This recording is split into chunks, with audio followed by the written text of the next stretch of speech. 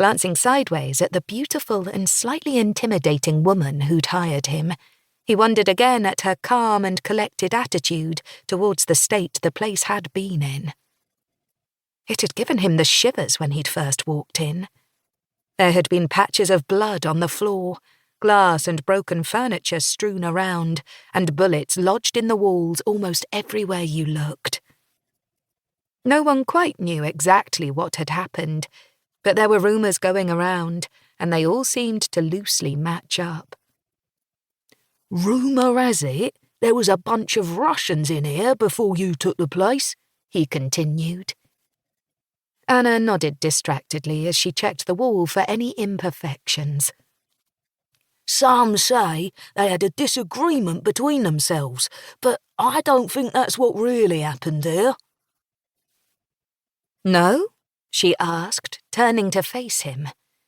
"And what do you think happened then, Mr. Butler?" Lowering his voice, Steve Butler leaned in a little closer. "Well," he said conspiratorially, "my cousin was having drinks a few doors down from here that night, and they were just out having a fag when they heard the shots. Well, they thought there might have been something else at the time. You hear all sorts round here, don't you?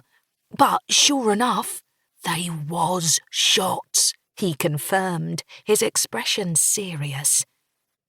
"My cousin said he saw a load of men in balaclavas coming out after and getting in a van.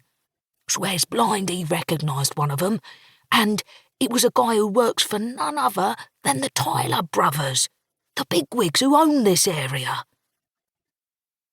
He lowered his voice to a whisper, his eyes gleaming with the juiciness of his gossip. "He reckons they was there to get the Russians out of Soho. It was a turf war," he summarised with a smug nod. Anna's expression grew cold, and her dark blue eyes flashed dangerously, causing Steve to blink in confusion.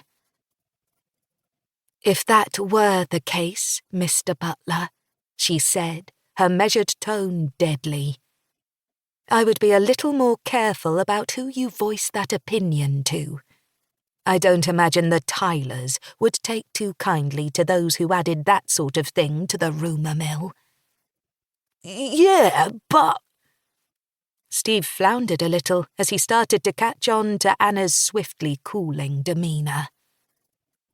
He had found her a little intimidating to begin with, a woman with such natural power about her, but now something in her hard stare was causing his heartbeat to quicken.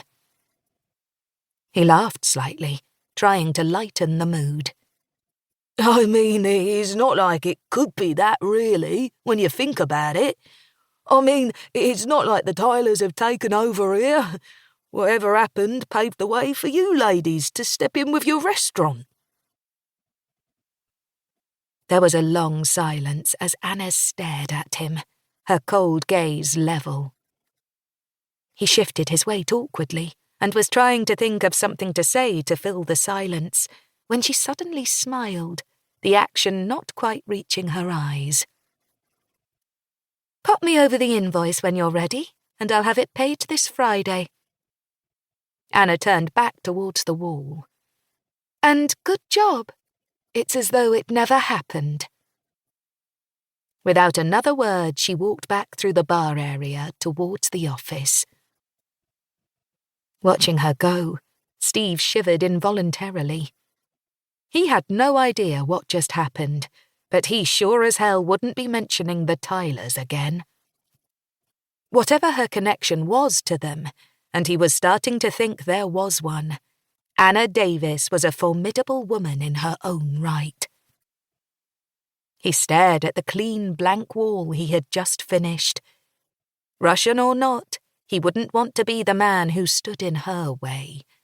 Not for all the money in the world.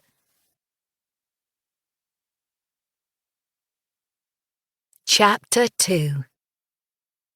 Freddie ended the call with a grim expression and slipped the phone back into his inner jacket pocket. Smartly dressed in their infamous